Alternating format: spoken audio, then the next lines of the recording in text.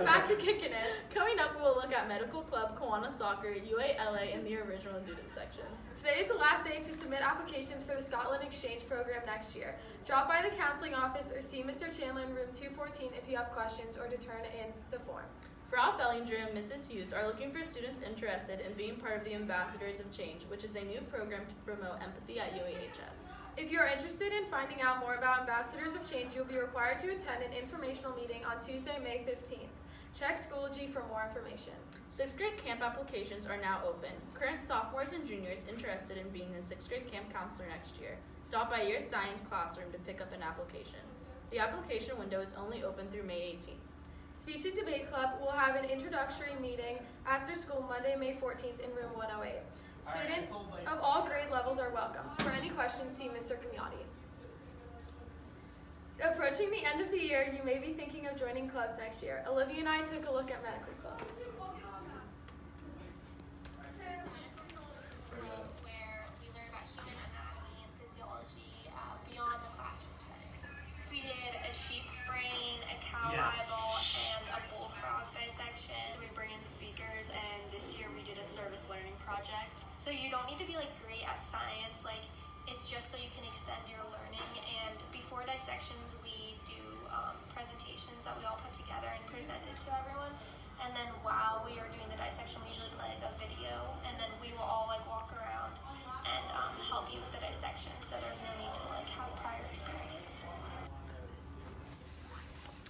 If you're interested in joining Medical Club, they meet every Wednesday after school in room 136, and you can follow them on Instagram at UAHS Medical Club. The UAD Day team wants your inputs as they begin planning for next year. The theme will be Spark, Finding Your Inspiration. And the team wants to know what kind of speakers you'd like to hear, session ideas, and if you'd like to be involved with the planning process. The survey can be found on Schoology. Bear Literary Arts Magazine is hosting an open mic tonight at Collins Coffee. Come at 6 p.m. to hear original poetry and music or to share a piece of your own. And now to Dugan and Kylie with sports. Welcome back to Sports Bears. A big congrats to our Sports Awards finalists. Will Robbins for boys lacrosse, Megan Kozar and Lauren Farber for girls lacrosse, and Josh Cole for boys tennis. Girls softball beat Dublin Jerome on Monday 9-4 and lost 7-8 to Olentangy on Wednesday. The boys volleyball team lost to DeSales on Monday and picked Central on Tuesday, both in 4 sets. They beat Olentangy Orange in 4 sets on Wednesday. Boys tennis Bears Elliot Jones, Will Reynolds, Josh Cole, Nathan Yu, and Paige Compa are advancing to the district tournament after their match on Thursday. Play of the week goes out to baseball Bears, who won their first tournament game on Wednesday against Dublin Scioto 5-4 in 9 innings. From a walk-off hit from Mason Ward, who drives in Kyle Hunch. This was the last UA baseball game played at the UAHS field. Come on home! Come on home! Come on home! In the dirt! It's over! Woo! Go Bears!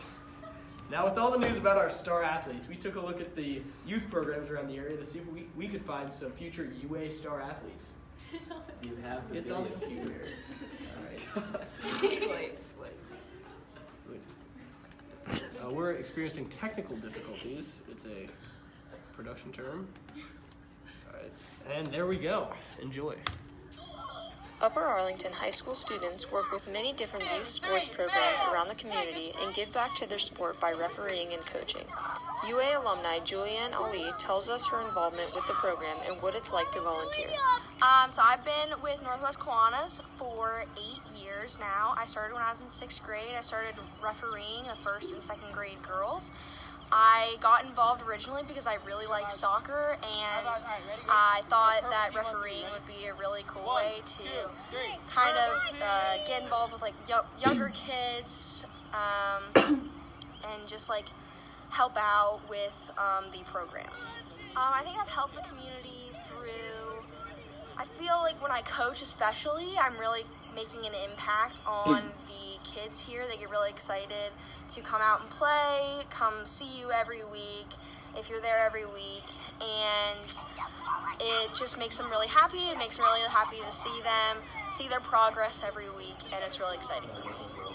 The kindergarten program is a 4-week program that is held every spring for children that attend kindergarten in Upper Arlington, Grandview, or Marble Cliff communities, or they reside in those communities and go to school elsewhere.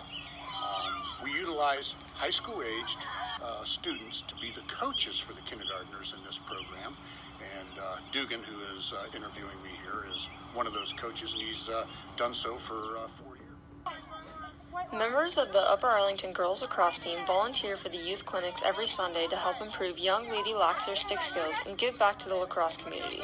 There are many different stations where the high school players instruct drills and help future generation of lacrosse players learn the basics of the game and help them understand the rules. While the game of girls lacrosse grows, more younger players are becoming interested, letting the game evolve and expand.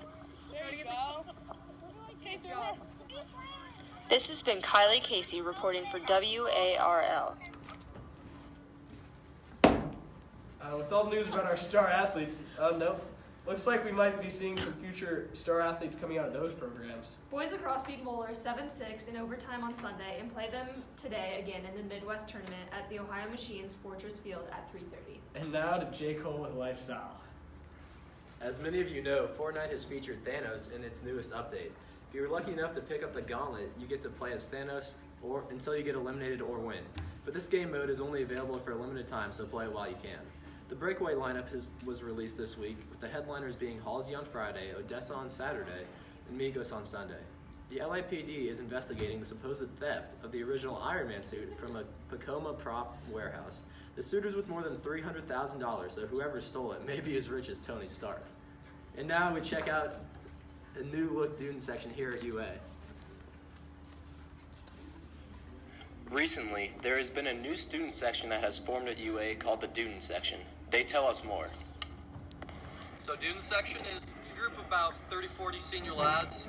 We just head out to the lacrosse game and support our boys. So it originally started in 2013 with a group of guys that took their shirts off and painted their bodies for the guys lacrosse games during the state tournament. So we decided to bring that back in full force this year. We do student sections because we want to support our UA Lax Bears. We want to see our teams win, and we want to help them win. Usually we do some research before the games. We look up stuff on Twitter, just know what people are about before we go to their games. So.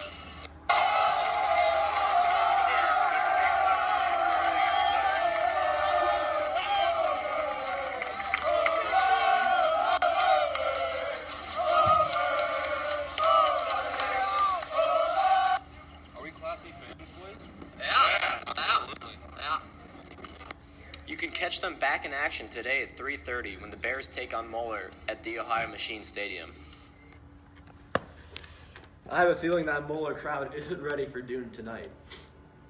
Did you know giant pandas are built to withstand falls? Bebe, this adorable giant panda found at the Smithsonian National Zoo in Washington, D.C., climbs a little too far out on the tree branch and takes a tumble. Poor guy. It would have made more sense with the net too, but unfortunately we do not have that. And now, back to Maine. The Upper Arlington Community of Theater will be featuring student-curated and produced performances about life in UA at their showcase on Wednesday at 7:30 p.m. in the Little Theater. This past April was the coldest April across the United States in 20 years and 13th coldest of all time. Only 6 states had warmer than average temperatures, including Alaska. In food news, on Monday, a law was made that restaurants with 20 restaurants or more must post calories on their menu.